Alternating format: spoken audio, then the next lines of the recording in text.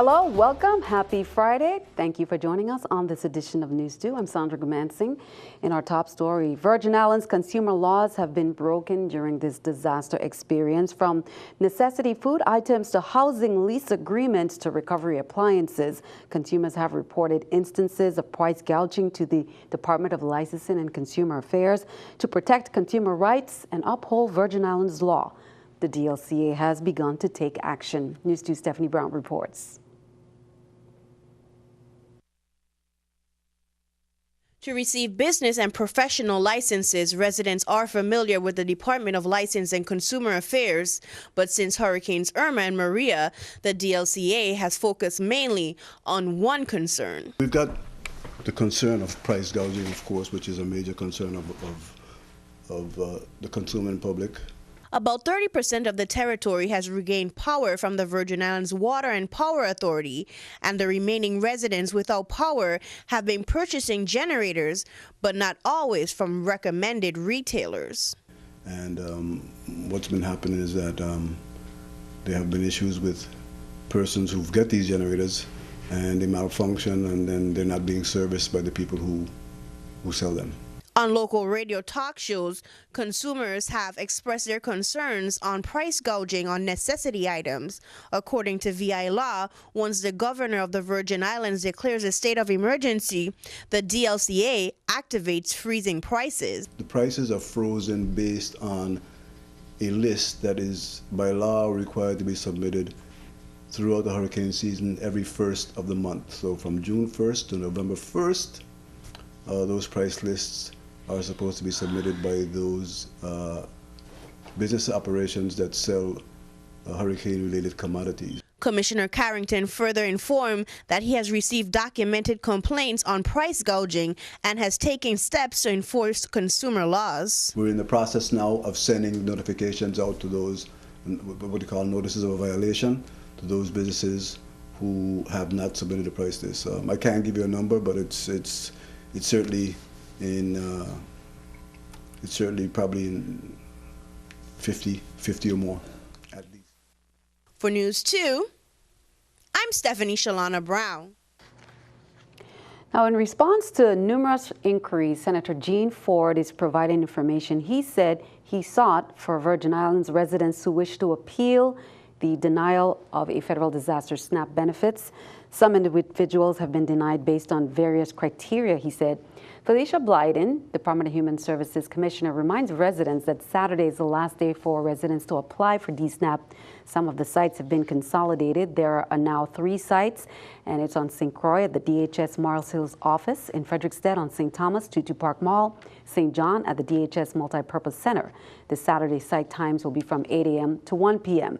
DHS said that as of Wednesday, it had processed a total of 15,157 DSNAP applications, with 13,670 receiving benefits, while 1,487 were deemed ineligible.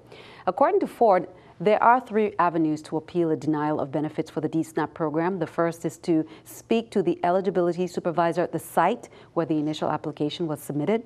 The second avenue is to call the Department of Human Services at 340-774-2399, extension 4380, to speak to a representative. Lastly, one can fill out a request for a hearing form and submit it to DHS within 90 days of the denial at the following address right there: Director of Program Operations, Division of Family Assistance, 1303 Hospital Ground, St. Thomas VI 00802. Congresswoman Stacey Plaskett announced today that the U.S. Department of Education has awarded the territory a $2 million SERVE grant to assist the local Department of Education in restoring the learning environment following Hurricanes Irma and Maria. She said this funding, which is larger than the SERVE funding typically awarded to the U.S. Virgin Islands, is welcomed news for education officials throughout the territory. While our needs concerning restoring an environment conducive to learning are vast, she says, this funding represents good faith from the federal government in supporting the recovery and rebuilding effort.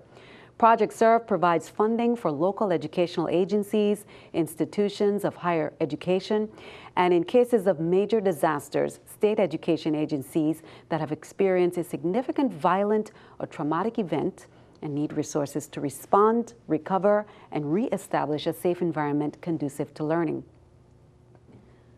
The White House sent its third disaster request to Congress today, asking for $44 billion to aid recovery in Texas, Florida, Puerto Rico, and the U.S. Virgin Islands. Now, this is an update. The request includes $25.2 billion for FEMA and Small Business Administration disaster programs, $1.2 billion for emergency agricultural assistance, $1.2 billion for an emergency education fund, and $12 billion for community development block grants for flood mitigation projects. The White House also announced that it would be sending a fourth major supplemental disaster bill to Congress at the end of the year after additional damage assessments are completed by federal agencies. Governor Kenneth Mapp met with Vice President Mike Pence and U.S. Office of Management and Budget Mick Mulvaney earlier today. Vice President Pence and OMB Director Mulvaney both reaffirmed to Governor Mapp that the VI would receive all of the federal resources needed to recover from Hurricanes Irma and Maria, including funds to harden its infrastructure and make it essential facilities more resilient to withstand future storms. Governor Mapp has submitted damage recovery estimates to OMB and to the Congress, totaling $7.5 billion. Director Mulvaney also affirmed that the Virgin Islands is eligible for funding for all the programs included in the supplemental request, noting that the supplemental request was not the final numbers for any of the affected states or territories. Director Mulvaney committed that funding for the Virgin Islands and Puerto Rico would also be included in the supplemental disaster bill sent to Congress at the end of the year after FEMA and the Army Corps of Engineers complete their damage assessments in both territories. Governor Mapp said, "I have been given every assurance by the highest officials of our national government that we in the Virgin Islands will be provided all of the resources we need to not only recover, but to build back stronger and better," said the territory's chief executive. Well, as we shared on Thursday, 49 dogs and cats looking for homes were flown off island from St. Thomas, headed to the U.S., and they've made it thanks to many volunteers and funding from award-winning country music legend Kenny Chesney and his humanitarian efforts, and he came to the territory. He flew in on Thursday. Now, it's the second effort since the hurricanes, and the shelter manager says at the St. Thomas Humane Society, the shelter is getting full. They need your help to adopt, to walk the dogs, to foster, and most of all, spay and neuter. Also, remember, they hold dogs for a maximum of 30 days. So if your pet is missing, be sure to visit the Humane Society. We've offered, we were holding some dogs for people who were displaced. We held them for 30 days until they could find a home. And then the strays that have been left behind or just wandering the streets, that is what's really filling up our shelter. So if you've lost a dog, please come and see us because it's very difficult for us to get the advertising out to everyone. Always looking for volunteers because we want a more one-on-one with the animals. We're limited staff, and it would be good if someone comes in and say, I'm going to adopt this dog, not be able to take it home, but in-house adoption. So I'm going to come and walk it every couple of days, and I'm going to take it out for the day because we have doggy day. You can come and get a dog for a day, pick it up in the morning, bring it back in the afternoon. And then it socializes them. It makes it easier to get them adopted. Yes. Yes. And also encouraging fosters, if people for just a couple months can take a dog in while we try to look for either a home for it here on island or through Pets with Wings, we can fly them off island on commercial planes. And we encourage people to do that as well because it helps socialize them from the shelter environment so that they'll be more adoptable when they go to our island, our stateside rescues. While doing business with FEMA, SBA, and other government agencies after a disaster, that will be the topic. Be sure to mark this on your calendar. It's coming up on Monday.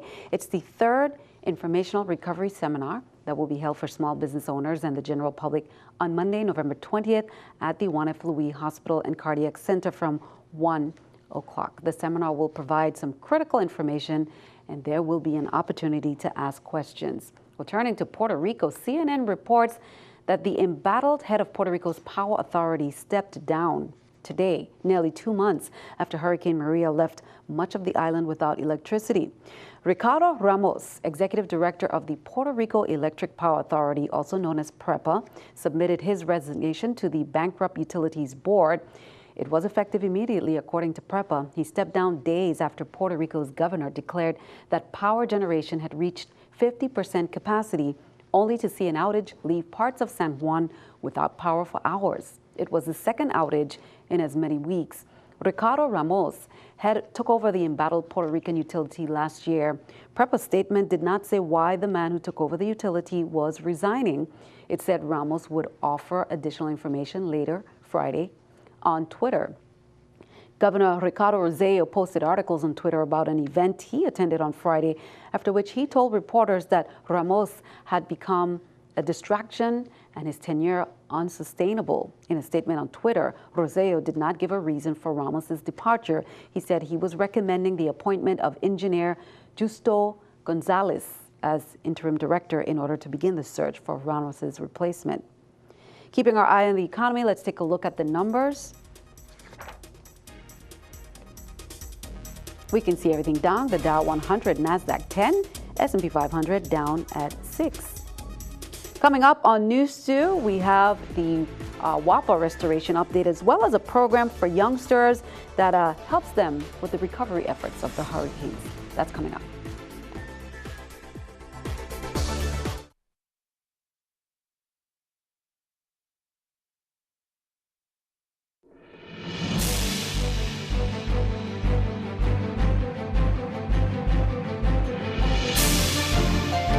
Welcome back. Executive Director Levron Saru, Sr. of the Virgin Islands Taxicab Commission, is announcing that pursuant to Title 20, Section 407 of the VI Code, the Commission will be holding its annual Veteran Medallion Auction. That's on December 13th, 14th, and 15th. So put that on the calendar. This auction is open to Virgin Islands veterans of the U.S. Armed Services only.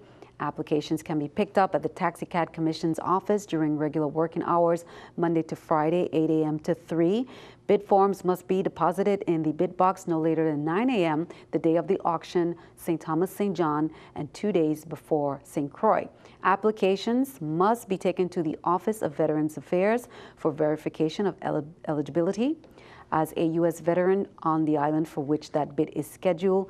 Now is the time to apply. If you have any questions, the number to call is 340-693-4211, extension 4002. Well, more than 40 AmeriCorps members are on the ground in St. Thomas, and approximately 65 members have deployed since the beginning of October. These expertly trained members are part of the agency's AmeriCorps disaster response team. And Government House says they're helping the elderly, those with disabilities, and others whose circumstances make it difficult for them to do that cleanup, like clearing debris. A national service program, AmeriCorps, is administered by the Corporation for National and Community Service, a federal agency, and is in the Virgin Islands on an assignment from FEMA, the Federal Emergency Management Agency. It is one of many organizations partnering with the territorial government, local nonprofit, and voluntary organizations on hurricane recovery. In St. Thomas, AmeriCorps members are working side by side with All Hands Volunteer, which is a disaster relief organization. International Survivors of Suicide Loss Day is Saturday, November 18th. Survivor Day is a day once a year when people who are affected by suicide loss gather around the world at events in their local communities to find comfort and gain understanding as they share stories of healing and hope. Now, locally, a recognition was held at the University of the Virgin Islands Psychology Club, and Jared's Keepers Foundation, Inc. They hosted the International Survivors of Suicide Loss Day. Now, included in that, there's a film, and this year's film was entitled The Journey, a story of healing and hope. It is about the suicide loss experience. There was also a follow-up featurette, The Journey Revisited, which is about 6 of the people from the film 3 years ago, reflecting on how their grief and healing journey is evolving. Here's more. Suicide is probably one of the most difficult human experiences that any of us will have to go through. And I think it's important not to minimize it nor to judge it initially. Everybody has a theory of the why of a suicide. Well, it was because that person did this, and we are quick to want to judge the person for checking out early or judge someone else for giving them whatever aggravation caused them to feel that their life was not worth. And actually, that action of judging makes us feel better. It does nothing for the person who is suffering the loss of a loved one. And what people initially need is not to be frantically looking for answers. They need a loving, embracing space where they can say, I just don't get it, or what did I do wrong, or do you think it was because of this or that? And me as the listener just holds a loving space and an embrace and just makes comments like, I know this must be excruciatingly painful. This is hard. You have to climb down the ladder and get into the pit with them and hold them during that time of grieving and mourning. The stages of grief, you cannot skip that step. If you skip that step, your healing will be premature. It will be a scab over a festering wound that later something else will happen, and all that anger, that non-acceptance, that agony will pop out some other place. Great message there from Joan Bennett. Now, Joan was also involved in this awesome program, the Pistarckle Theater Youth Program. They held a camp that ended today. It's entitled Pistarckle Theater Children's Hurricane Recovery Project Arts Camp. Pistarckle partnered with Virgin Islands holistic health consultant Joan Bennett Williams, nurse, to prepare and integrate her therapeutic play concept, the Iggy Project, during camp. Now, in addition, well-respected social worker and puppeteer Ann Nair is also involved in that. The presentation uses puppets and includes coloring books. That was held as a therapeutic way for the children to deal with stress from the hurricanes. And again, today was the final day. The children did a great presentation. Here's more from Joan on that program. A program that pays attention to the emotions and feelings that children are going through following a disaster. Often children don't express their feelings until the adults sort of settle down. But we know that they are depressed, they have had losses, some of them are angry, some of them are confused, some of them are frightened by what happened and by what's going on around them in the early recovery period. So often in us as adults are hurry to get things back to normal, VI strong, we forget that the children actually are suffering.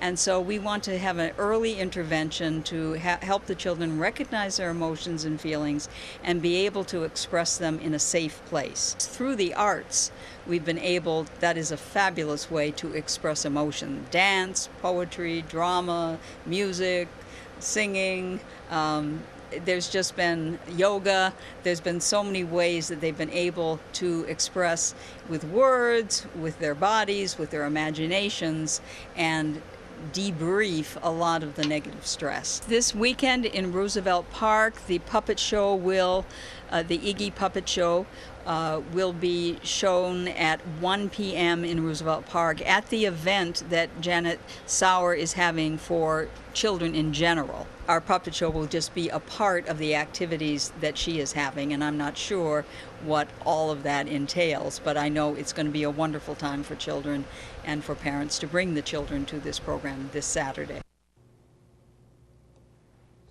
And be sure to check that out. And they're hoping to expand that program into schools and churches. And we will have more next week on what the program entails. Again, join them 1 p.m. at Roosevelt Park. Well, the 21 U.S. Virgin Islands Relief Fund, which is organized by NBA Hall of Famer Tim Duncan, that occurred today. That was at St. Croix Lorraine Shopping Center.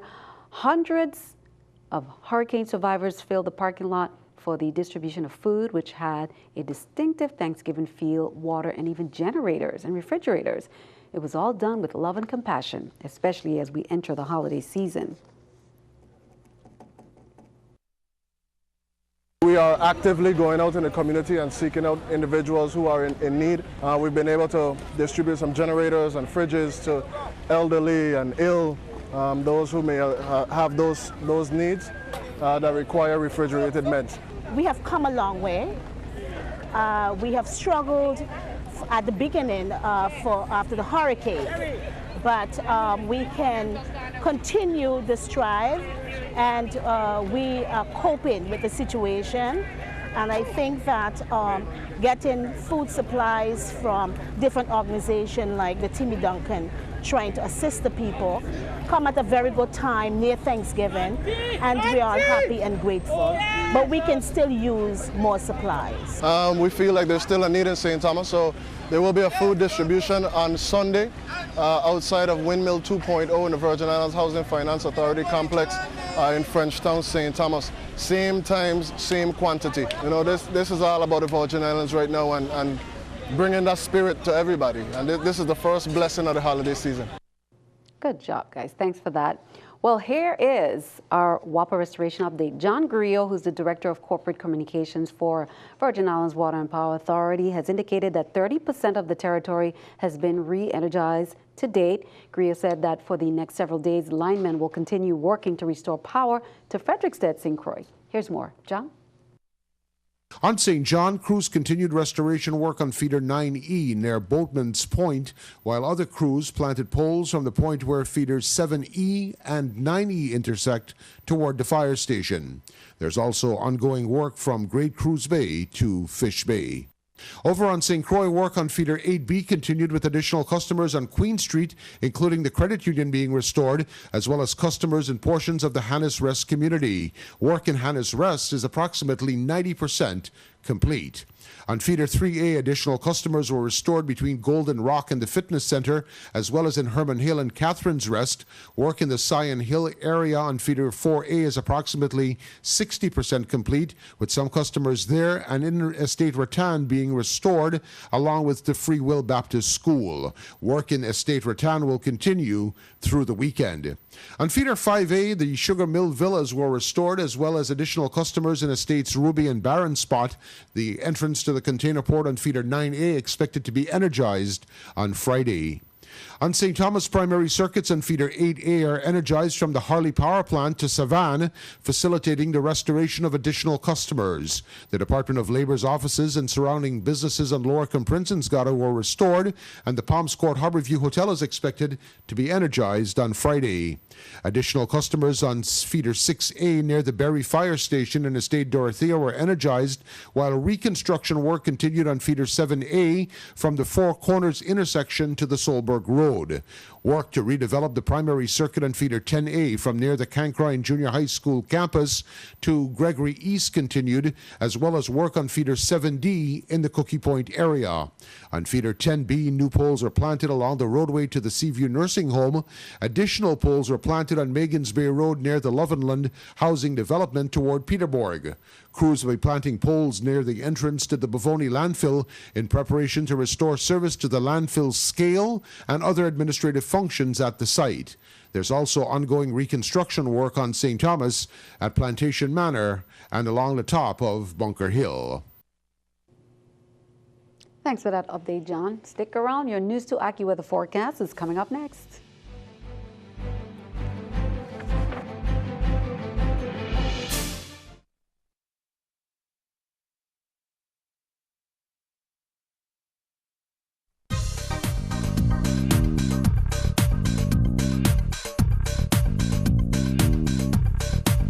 Taking a look here across the Virgin Islands and actually the Central Caribbean, we have a plume of moisture that you can see moving across Hispaniola, and there has been showers, some downpours with this as well as some thunderstorms back into Puerto Rico. Now we are on the eastern fringe of this moisture plume, so you can see most of the steadier or more numerous action is the farther west you go, like I said, especially over Hispaniola.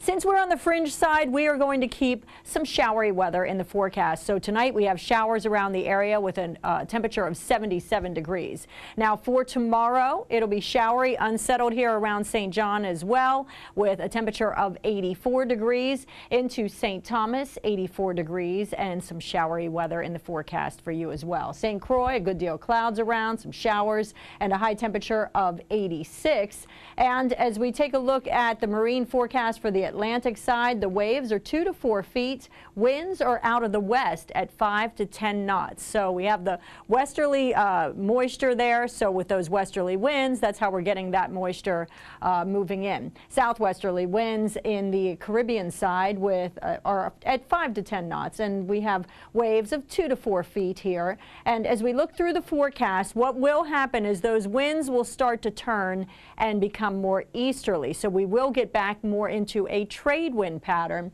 but it stays showery through your Sunday. So we're going to see more clouds around, showers. It stays unsettled, a temperature of 84 degrees. On Monday, we start to lessen that activity as the winds start to shift. So we'll see a couple of spotty showers in the area. And then for Tuesday, we have a return to the trade winds, so windy with a shower passing by briefly, maybe just a stray shower around on Wednesday with clouds and sun. Sandy? Thank you. Here's our News 2 weather picture there by Jonathan Anthony of E. Benjamin Oliver School, bringing this beautiful picture to take us into the weekend with some sunshine, greenery, and clouds. Jonathan, be sure to head out to the Roosevelt Park for all the excitement there this weekend on Saturday. Well, that's all for this edition of News 2. We'd like to thank you for joining us for all the latest in news, weather, and sport. But before we do that, we have sports coming up next.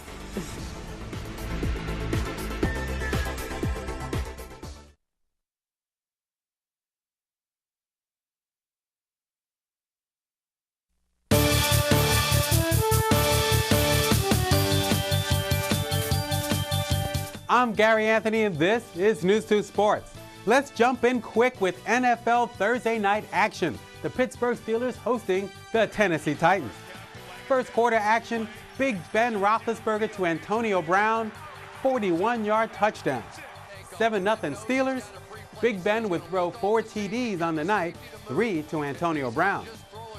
Fast forward to the third quarter, the Steelers are up 16-7, and Marcus Mariota to Rashard Matthews, and you gotta love this move. Excuse me, I'm gonna score. Now it's 16-14. Steelers come right back with Big Ben to Antonio Brown again for a 23-14 lead. On to the fourth quarter, Steelers are up 30-17, and check out this helmet grab by Antonio Brown. Man, that's some stickum on that helmet. The Steelers, well, they go on to win 41-17 and take a stranglehold in the AFC North. Here's a look at the most intriguing game on Sunday, the Los Angeles Rams taking on the Minnesota Vikings. If you told me in week 1 that after 9 games the Rams would be 7-2 and leading the NFC West, I would have said, where? In Disneyland? Yet behold, thanks to a new coaching staff, the emergence of second-year QB Jared Goff, and running back Todd Gurley returning to his rookie form, the Rams are the hottest team west of the Mississippi. The Vikings are 7-2 thanks to a stingy defense led by St. Croix native Linval Joseph and a surprising play of quarterback Casey Keenum.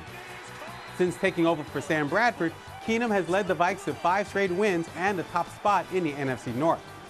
Nevertheless, the Rams, they are for real, and they are even too explosive for the Vikings' tough defense to control all game. Therefore, I like the Rams to win. And finally, Major League Baseball announced the American and National League MVPs last night, and it's the long and short of it. In the American League, Houston Astros 5'6" dynamo Jose Altuve took home the hardware, becoming only the second Houston Astro to win MVP honors. The Miami Marlins 6'6" Giancarlo Stanton won the National League MVP. Stanton clobbered a Major League best 59 homers in 2017, which traveled a total estimated distance of 24,677 feet.